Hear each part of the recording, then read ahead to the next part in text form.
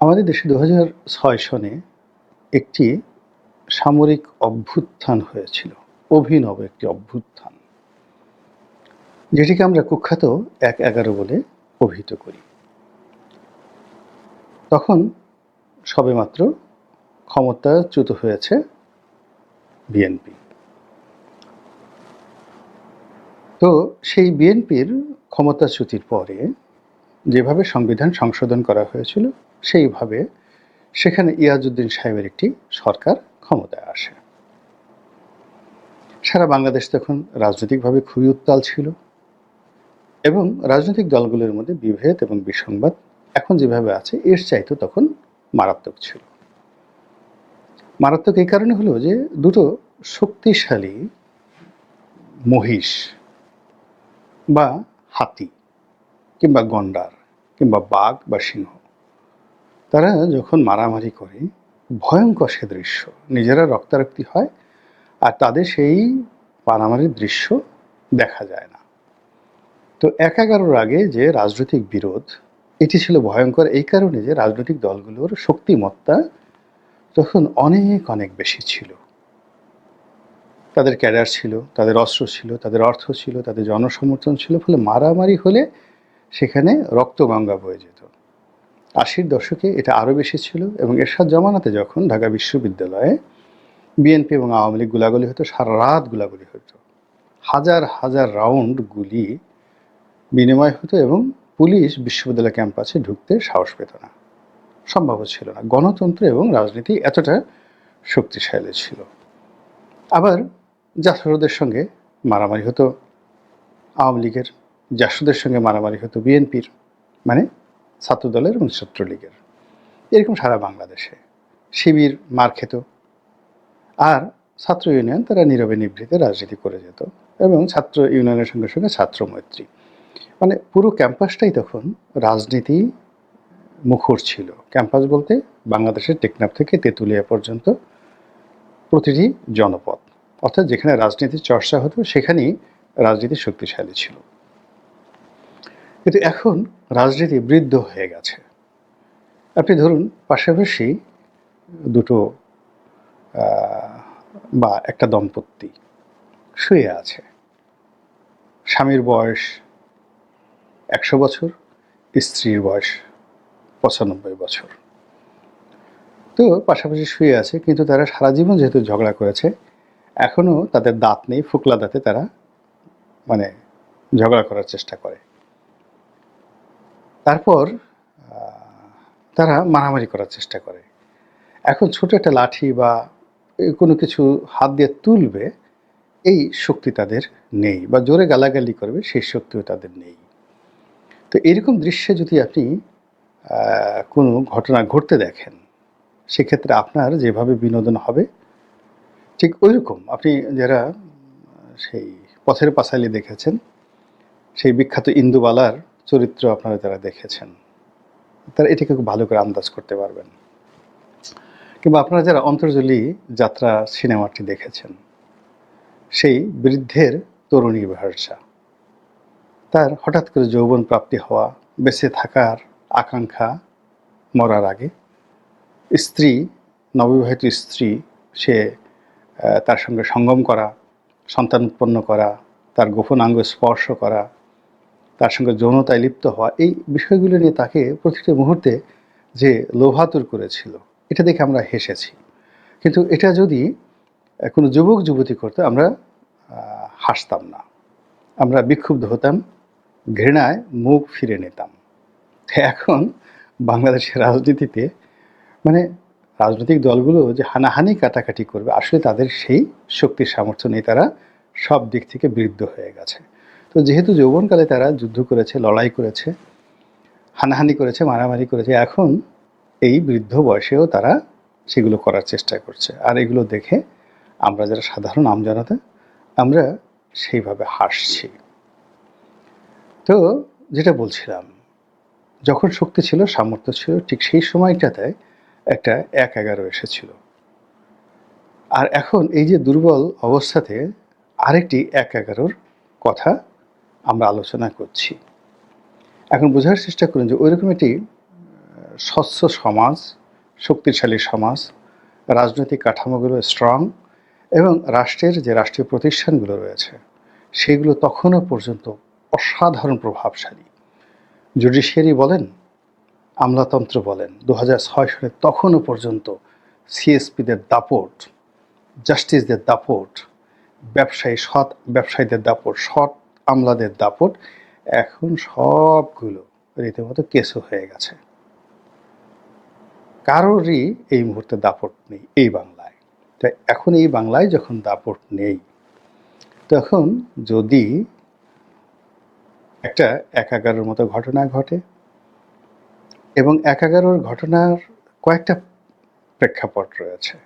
এটি যে কেবলমাত্র একটি সামরিক অভ্যুত্থান ছিল, রাজনৈতিক একটা পোর্ট্রেটকে সামনে নিয়ে তা নয়। এই 1/11 একটা অর্থনৈতিক ইফেক্ট রয়েছে, একটি ব্যুরোক্র্যাটিক ইফেক্ট রয়েছে, একটি সোশ্যাল সামাজিক ইফেক্ট রয়েছে। তা আমি বর্তমান আজকের এই ভিডিওতে শুধুমাত্র যাকে বলা হয় এই সামরিক পসিবিলিটি ছাড়া 1/11 যে অন্য উপসর্গগুলো রয়েছে, বিশেষ করে অর্থনৈতিক উপসর্গ এবং প্রশাসনিক উপসর্গ যেটা 1/11তে ঘটেছিল তা নিয়ে সংক্ষেপে আলোচনা করব। কিন্তু তার আগে দুর্বল প্রাণীদের মলত্যাগ সম্পর্কে আপনাদেরকে কিছু বলে দিই। আপনারা হয়তো অনেকেই বিব্রত হন কারো পায়ের গন্ধে, মোজাতে গন্ধ হয়ে যায়, জুতো পরার সঙ্গে সঙ্গে পা ঘামিয়ে যায়। তারপর কারো বগল, কুস্কি উরুসন্ধি, দুই পায়ের মাঝখানে, এই জায়গাগুলোতে আপনি দেখবেন 99% নারী এবং পুরুষ তাদের শরীরের অন্যান্য অঙ্গ প্রত্যঙ্গের তুলনায় তাদের এই কুস্কি এবং তাদের বগল কালো থাকে। কারণ কি এবং এখানে গন্ধ হয় কেন? মূল কারণ হলো যে এখানে খুবই দুর্বল প্রকৃতির যাকে বলা হয় এক ধরনের ব্যাকটেরিয়া এখানে বসবাস করে, খুবই দুর্বল, মানবদেহে এসে আর দুর্বল ব্যাকটেরিয়া নেই, যারা সামান্য একটু গরম পেলে, হালকা একটু গরম পেলে ভয়ে হেগে দেয়, মলত্যাগ করে পায়খানা করে দেয়। এবং আমরা ওই যে ঘামের যে গন্ধগুলো পাই, মূলত এই যার শরীরে যত এই দুর্বল ব্যাকটেরিয়া বেশি থাকে এবং যে ব্যাকটেরিয়াগুলো বেশি বেশি পায়খানা করে সেখান থেকে তত বেশি দুর্গন্ধ উৎপন্ন হয়। আর যে মানুষগুলো এই ব্যাপারে কনসাস নন, এই ব্যাকটেরিয়াগুলো দমন করতে পারেন না, তারপর এগুলোকে পরিষ্কার পরিচ্ছন্ন রাখার জন্য যে ধরনের নিয়মকানুন সেগুলো জানেন না, তাদের শরীর থেকে ঘামের গন্ধ আসবে, বগল থেকে দুর্গন্ধ বের হবে এবং তাদের কুস্কি এবং বগলে একেবারে কালো হয়ে যাবে। তাহলে বোঝার চেষ্টা করুন যে যেখানে দুর্বল অবস্থা তৈরি আছে, অন্ধকার আছে, সেখানে দুর্বল প্রাণী বসবাস করে এবং যারা অনেক ক্ষতি করে, দুর্গন্ধ ছড়ায়, কিন্তু এরা আবার একটু সামান্য গরম পেলেই মলত্যাগ করে। এখন 1/11 মতো যখন একটা পরিবেশ পরিস্থিতি এসে যায়, তখন এখানে সমাজে অনেক ব্যাকটেরিয়া তৈরি হয়ে যায়, হিউজ ব্যাকটেরিয়া তৈরি হয়ে যায়। আবার এই ব্যাকটেরিয়াগুলো ন্যূনতম একটু গরম পেলে পায়খানা করে দেয়, মলত্যাগ করে দেয় এবং সেই মলে পুরো সমাজ দুর্গন্ধযুক্ত হয়ে যায়। 1/11 সময় এই ব্যাকটেরিয়া কারা ছিল? এই ব্যাকটেরিয়া হলো প্রশাসন থেকে শুরু করে রাজনীতিবিদদের মধ্যে একটা দুর্বল অংশ, যাদের কখনো সাহস ছিল না, শক্তি ছিল না, জীবনে কোনো সফলতা নেই। তারা এরকম একটা অন্ধকার সময় পেয়ে রাতারাতি একজনে রয়্যাল বেঙ্গল টাইগার হয়ে গেলেন, সরকারি পদে বসে, রাজনৈতিক ক্ষমতায় বসে, আর এই বড় বড় কথা, এ সরকার গঠন করে ফেলবে, এ রাজনৈতিক দল গঠন করে ফেলবে, এ পুরো বাংলাদেশ দুর্নীতি দূর করে ফেলবে, ইত্যাদি ইত্যাদি নানা সব কাহিনী। আর এগুলো করে তারা কি করতো? ভয় দেখাতো মানুষকে। আর যারা ভয় দেখাতো তারাও দুর্বল, ওই ব্যাকটেরিয়া প্রকৃতির, তারা পায়খানা করে দিত। আর মাঝে মধ্যে পরিস্থিতি গণেশ উল্টে যেতে পারে, এই ভয়ে যারা এই ভয় দেখাতো তারাও পায়খানা করে দিত। আর এই কবলে পড়ে কি হলো, ওই সময়টিতে ব্যবসা বাণিজ্য থেকে শুরু করে সব কিছু স্থবির হয়ে পড়েছিল। ঠিক তদ্রূপ এখন তার চেয়ে ভয়ঙ্কর অবস্থা তৈরি হয়েছে। দেশের কর্পোরেট হাউসগুলোতে এখন অনেকগুলো সরকারি প্রতিষ্ঠানের, আমি নাম বলবো না, আপনারা বুঝে নেন, এক একটা করে চিঠি চলে যাচ্ছে। তারপর এই যে নব্য ব্যাকটেরিয়ার দল সেই চিঠির বিনিময়ে একটা নেগোসিয়েশন করতে চাচ্ছে অথবা প্রতিশোধ নিতে চাচ্ছে। তারা নিজেরা কখনো সরাসরি এই কাজগুলো করছে, আবার কখনো কখনো কোমলমতিদেরকে ব্যবহার করে তারা এখানে একটা বিশ্রী অবস্থা তৈরি করে ফেলেছে। ফলে ব্যবসা বাণিজ্যে রীতিমতো কান্নার রোল পড়ে গেছে। এবং এরা এই ভালো কাজ করতে গেলে, যেমন আপনার বগলের দুর্গন্ধ, এটি যখন ঘাম আকারে শরীরের অন্যান্য অংশে চলে আসবে, যেমন আপনার পেটে কোনো গণ্ডগোল নেই, কিন্তু সেই ঘাম পেটের উপর চলে আসলে পেট থেকে আপনার দুর্গন্ধ বের হবে। তো এখন এই যে মন্দ কাজগুলো, এই মন্দ কাজগুলোর ফলে কি হচ্ছে, ভালো ভালো কোম্পানিগুলো, মানে ধরুন 10টা মন্দ কোম্পানিকে তারা এরকম চিঠি দিল বা তাদের বিরুদ্ধে ব্যবস্থা নিল, এসালামের মতো কোম্পানিকে করলো, কিন্তু এর ফলে একেবারে ইস্পাহানির মতো কোম্পানির মধ্যে ভয়ঙ্কর ভীতি ছড়িয়ে পড়ল।